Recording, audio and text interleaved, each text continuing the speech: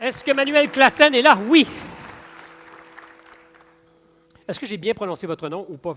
C'était super, bravo. Salut Stéphane. Salut Manuel.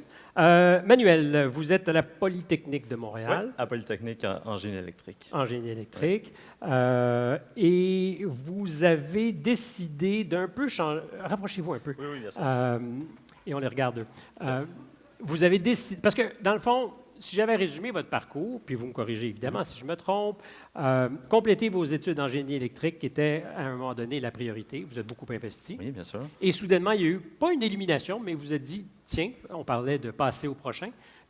Vous vous êtes senti animé par cette volonté Ouais, de en partager. fait, c'est après 2 ans, dans le fond, après mon parcours de 2 ans à Polytechnique, que j'ai commencé à m'impliquer à Polytechnique. Puis ça, c'est un organisme vraiment intéressant à Poly qui sensibilise les jeunes en milieu défavorisé. Folie technique? Polytechnique, oui. À s'impliquer dans la science, à s'intéresser à la science, puis dans le fond, les inspirer pour leur futur, d'aller dans un domaine, soit en santé, en ingénierie, en médical. Donc, c'est vraiment là-dedans j'ai commencé à m'impliquer.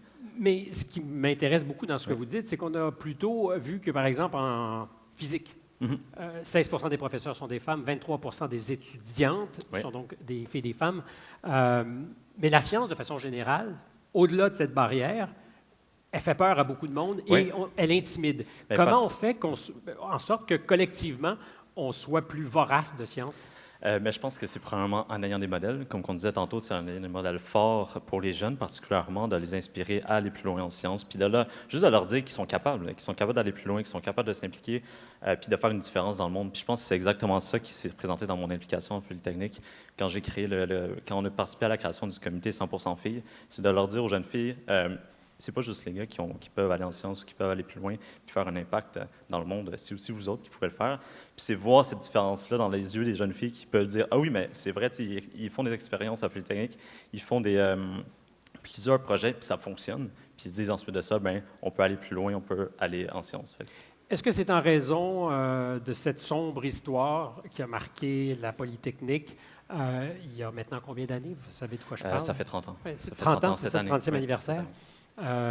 Donc, cette tuerie à Polytechnique qui fait que vous avez décidé de mobiliser les gens Oui. avec votre Policy Not Here. Policy Not Here, dans le fond, c'est un mouvement qu'on a justement créé suite à un projet de loi qui s'est présenté au gouvernement, le C-71. Dans le fond, c'est de justement démontrer que c'est un enjeu étudiant, le contrôle des armes à feu. Que justement, à cause de la tragédie à Polytechnique du 6 décembre 89, c'est quelque chose qui nous touche particulièrement en Poly. Fait qu'on voulait apporter cette sensibilité-là au niveau du Canada au complet.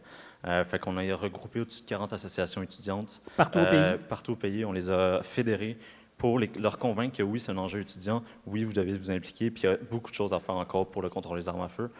Puis, on représente actuellement au-dessus de 250 000 étudiants à travers le Canada.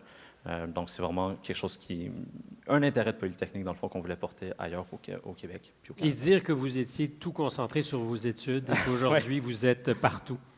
Effectivement, on l'espère, puis on espère que ça a fait une différence, particulièrement dans les assos étudiantes. Mais ça a certainement fait une différence dans votre vie à vous. Oui, surtout parce que moi, quand j'ai commencé à m'impliquer, justement, juste par rapport au contrôle des armes à feu, je ne savais pas que c'était aussi facile d'obtenir justement une arme. Puis, on pense que c'est surtout juste aux États-Unis que c'est dangereux, mais en fait, ici, c'est allé aussi. Donc, on espère de sensibiliser aussi les étudiants à cet enjeu-là, puis justement de leur faire comprendre qu'il y a quelque chose à faire. Ouais. Ben, je vous souhaite bonne vie, monsieur. Merci beaucoup.